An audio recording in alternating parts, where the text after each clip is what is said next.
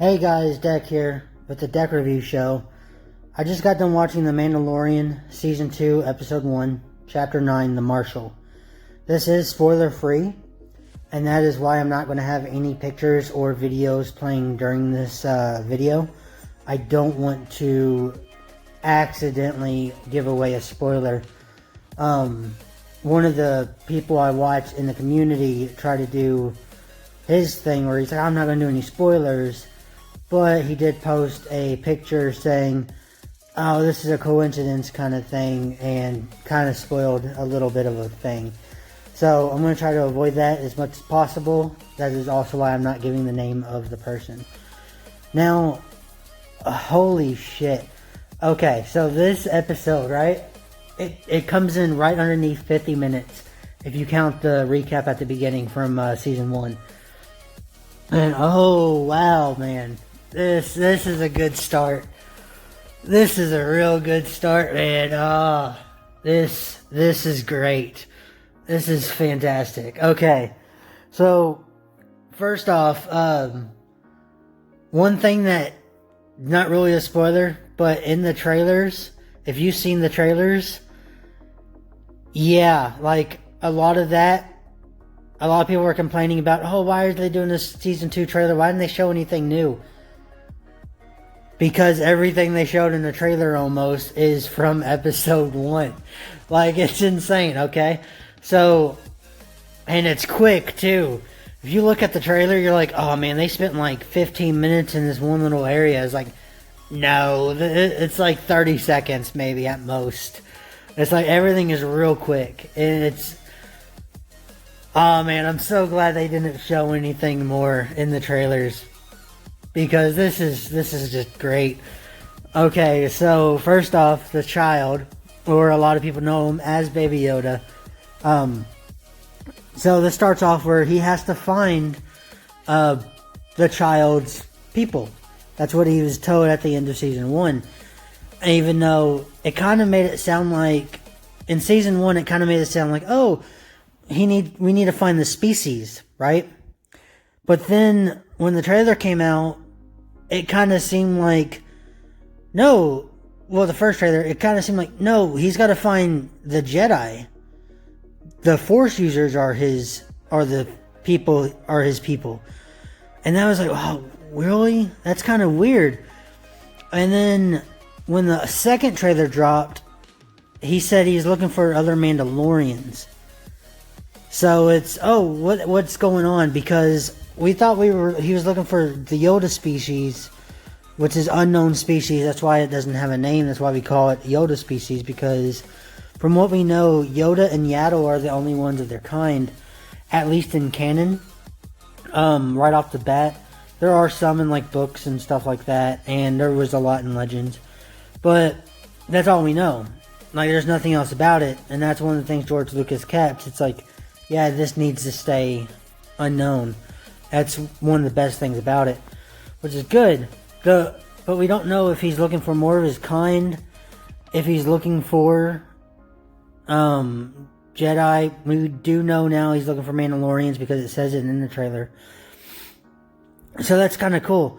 Now, if you saw my theory video about will Baby Yoda become like a Sith Lord Mandalorian kind of thing, one thing I want to talk about that is Baby Yoda, he's around the Mandalorian, right? The Mandalorian is a bounty hunter.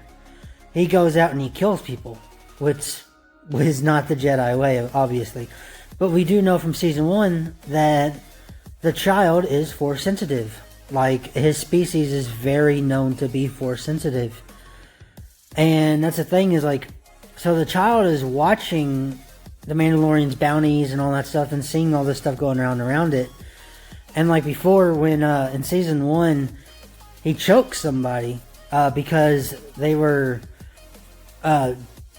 he thought that, you know, Mando was in trouble, but actually they weren't. So seeing all this killing and stuff has got to do something to the child.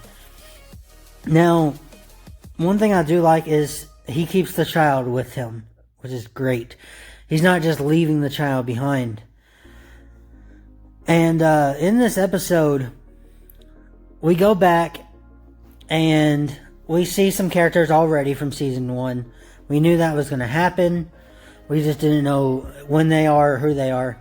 I won't say who, but there are characters from season 1 in this one.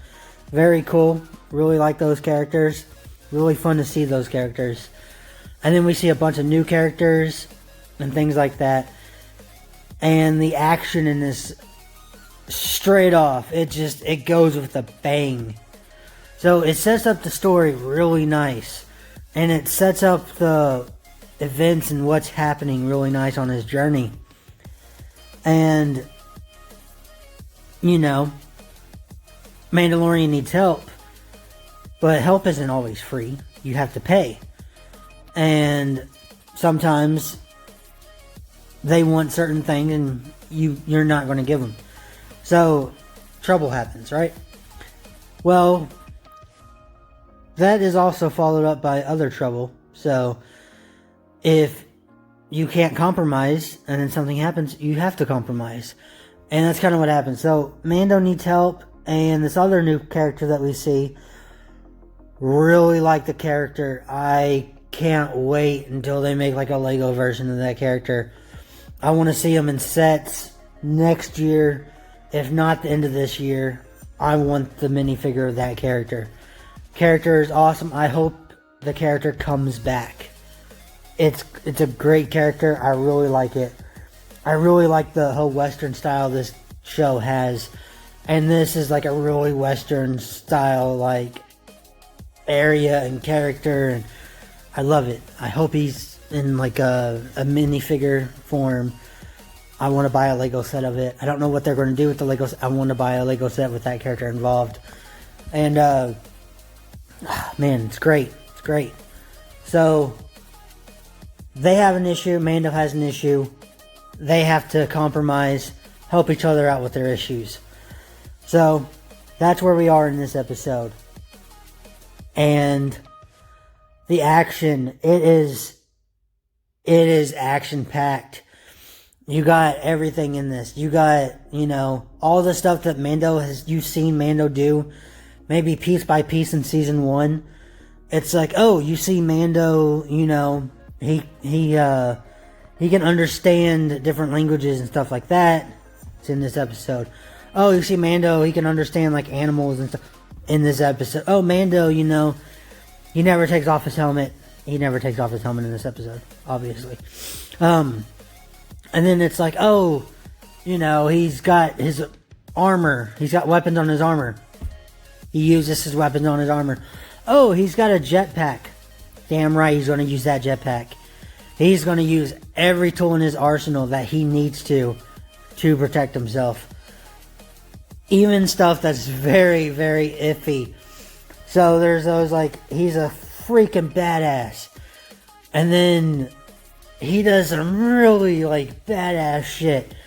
And then he does some really suspect shit where he's like, this is going to be great. I have this all planned out. And then the plan's like, ooh, it fell apart pretty damn quick. And oh man, the tension in this episode. You know people are going to live who are supposed to live because, you know, like they can't kill the child. They're not really going to go kill the Mandalorian right off, but damn, the tension is there, isn't it?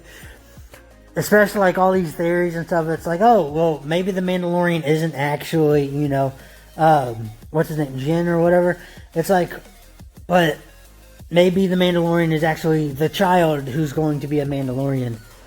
And it's like, oh man, they do the tension, right? You know that they can't kill the main character, but at the same time, you're like, but what if they all would? Like, they might do something like that. You don't know. And man, this is fucking epic. I swear, this is one of the best episodes there is. And oh man, I wish they would have put 2 episodes for right off the bat. That would have been great. I can't wait till Friday next week. This is absolutely amazing. I love this series. I love this show. This is one of the best things in Star Wars to date. The Mandalorian has been nothing but perfect. Now, when it comes to owning movies and stuff, like, I don't own, like, the Harry Potter series. I don't really own all the Star Wars. I own some, but not all of them, because, you know, I'm doing a Blu-ray collection, and I don't want to go spend $30 for one of them. And I don't like things that are on multi-discs. Like, I want to have each movie on its own disc. But as soon as I can buy Mandalorian, I am buying full season 1, season 2, full season discs. Like, this is a show I want to always have access to and always be able to watch. It's one of those things, like, man, this is just great. If you don't have Disney Plus, you need Disney Plus. What are you doing? You just need it. This is just fantastic. Like, I swear, this show, like, they really did it.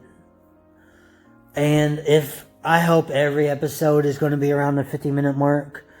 There were some in, like, season 1 that were, like, 25 minutes or 30 minutes. I really hope every one of these episodes is, like, 50.